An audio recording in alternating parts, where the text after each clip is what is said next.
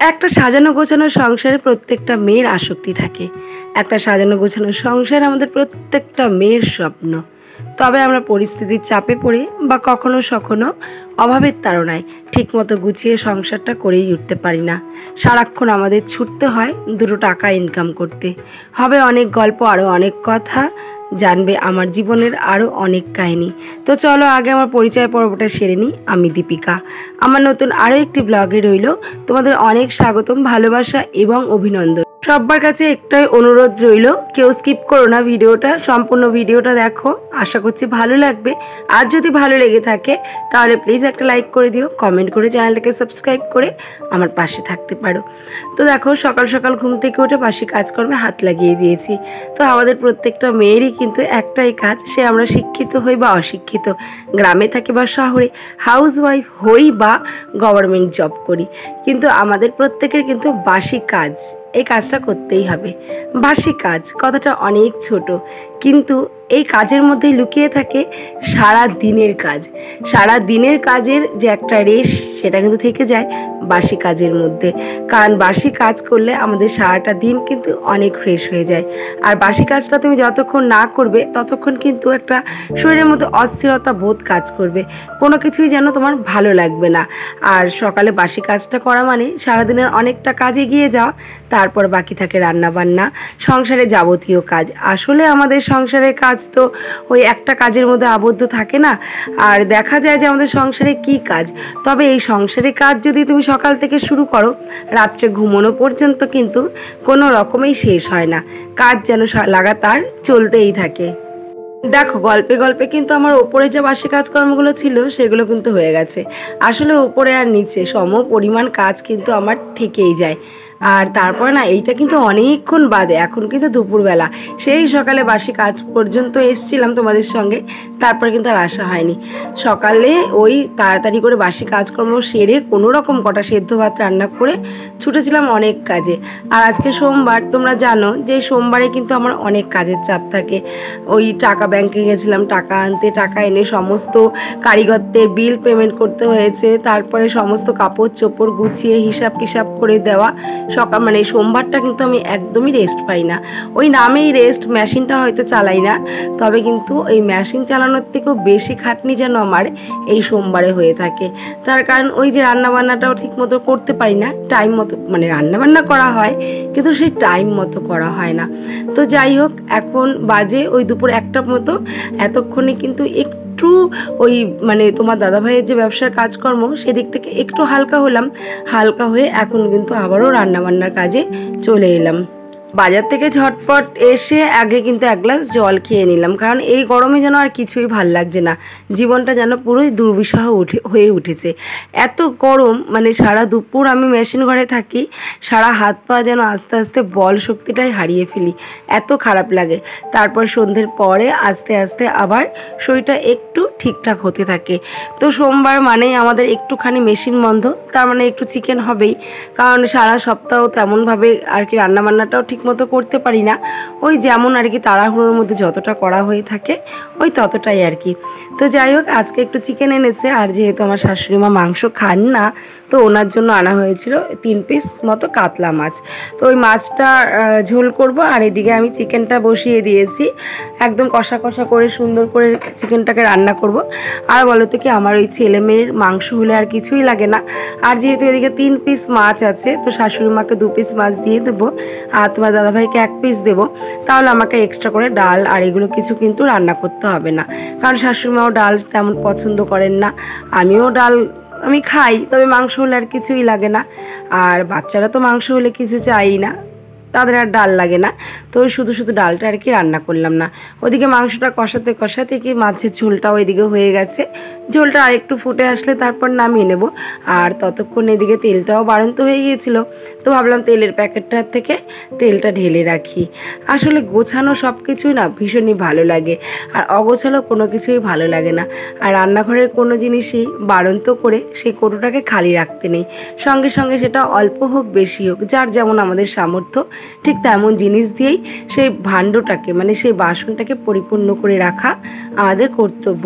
এতে কিন্তু মা লক্ষ্মীও আমাদের সংসারে বিরাজমান থাকেন এবং মা লক্ষ্মীও কিন্তু সন্তুষ্ট হন, কারণ মা লক্ষ্মী অনেক চঞ্চলা, তাকে সবসময় সন্তুষ্ট করে রাখার দায়িত্ব কিন্তু আমাদের প্রত্যেকটা গৃহবধূর, কারণ আমাদের গৃহবধূর মধ্যেই কিন্তু মা লক্ষ্মীর বাস।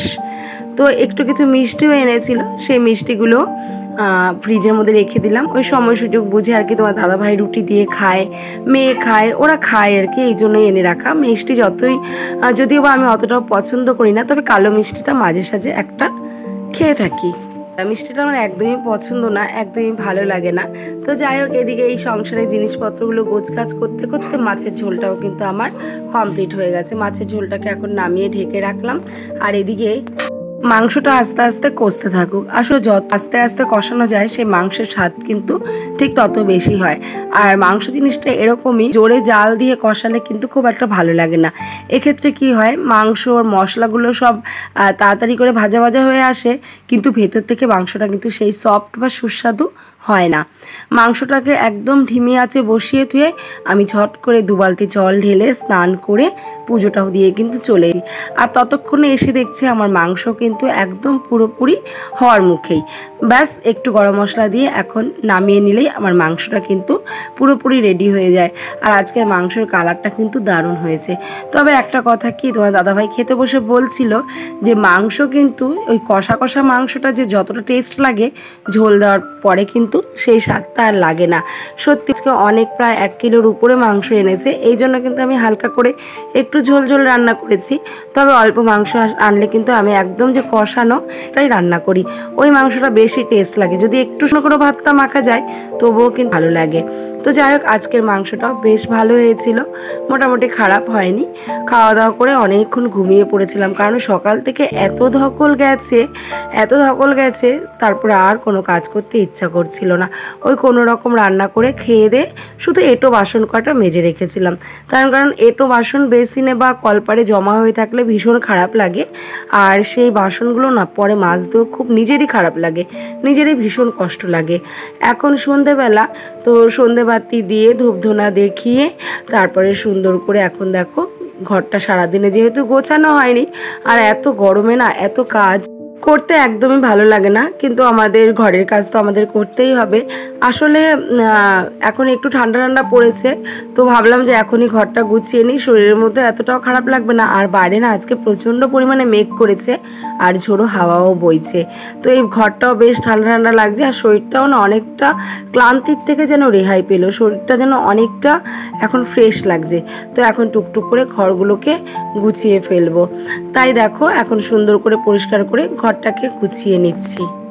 আর বেশ কয়েকদিন ধরে আমি তোমাদের কোনো ভিডিও দিতে পারছি না, তার কারণ আমার মোবাইলের স্ট্যান্ডটাও ভেঙে গিয়েছিল, আর ফোনে না রিচার্জও ছিল না, মানে সব দিক থেকে চারিদিক থেকে সমস্যা আর কি ঘিরে ধরেছিল। তো এই কারণে না বেশ কয়েকদিন ভিডিও দিতে পারিনি জানি।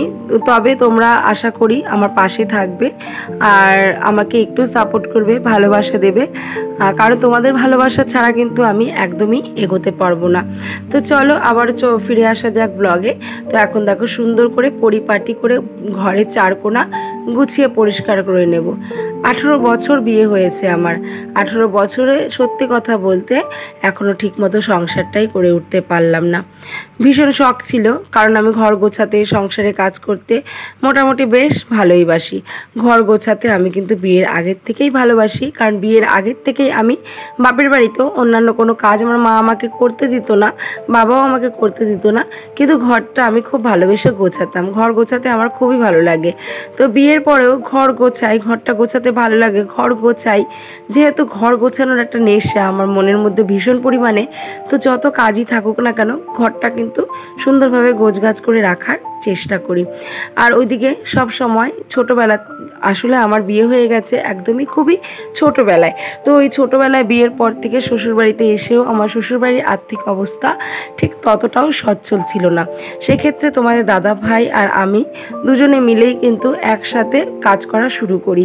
আর তারপরে ছেলে মেয়ে হলো, তাদের মানুষ করা, তাদের খাবার দাবার, পোশাক পরিচ্ছদ, তারপরে আবার স্কুল, পড়াশোনা, টিউশন সব কিছু মিলিয়ে প্রচুর একটা খরচ কিন্তু সংসারের ওপর এসে দাঁড়ালো। সেই তখন থেকেই মানে ওই যে কাজে ঢুকেছি, মানে আজীবন শুধু কাজ করে সকাল 5টার থেকে রাত 10টা পর্যন্ত কিন্তু একভাবে কাজ করে যায়, হাড় ভাঙা পরিশ্রম করে যায়। তবে এত পরিশ্রমের মধ্যেও একটা ভালো লাগার দিক আমার ঘর গোছানো, সেই ঘরটা গোছাতে কিন্তু কোনো রকম ভুলি না। এতে কিন্তু আমার খুবই আর একটু পরিশ্রম বেশি হয়, হলেও ওই যে ভালো লাগাটা কিন্তু কখনোই আমি হারাতে দিতে চাই না। সবাইকে যখন দেখি তখন আমারও ভীষণ ভালো লাগে। সবাই কত সুন্দর ঘরের কাজ করে, সংসারের কাজ করে, বাচ্চাদের দেখাশোনা করে, করে যেটুকু সময় পায় নিজে বিশ্রাম নেয়, ঘরে রান্নাবান্না করে, মানে যতটুকু পারে ঘর সামলায় বা ঘরের সংসারে কাজকর্ম করার পরে যতটুকু পারে হয়তো একটু ফাঁকা সময় নিজের হাতের কাজ করে। আসলে আমরা আজকাল কেউই বেকার নই। হাউস ওয়াইফ মানে একটা সময় ছিল সবাই ভাবতো হাউস ওয়াইফ মানে বেকার, তবে সেই নামটাও কিন্তু আজকে আমরা ঘুচিয়ে দিয়ে উঠতে পেরেছি। আমরা কিন্তু ঘর সংসারের কাজ করেও সবাই পয়সার কাজ করছি, কেউ অনেক বেশি, কেউ সামান্য। হয়তো আমি সবার সামনে কোনো সফলতা বা সাফল্য অর্জন করতে পারিনি, তবে সংসারে কিন্তু আমি একজন সফল নারী। তার কারণ আজকে দুজনে মিলে কাজ করেই কিন্তু ঠিকমতো সুন্দরভাবে সচ্ছলভাবে সংসারটাকে চালাতে পেরেছি। তো এই দিক থেকে বিচার করতে গেলে আমি নিজের দিকে একটা সফল নারী হয়ে উঠতে পেরেছি।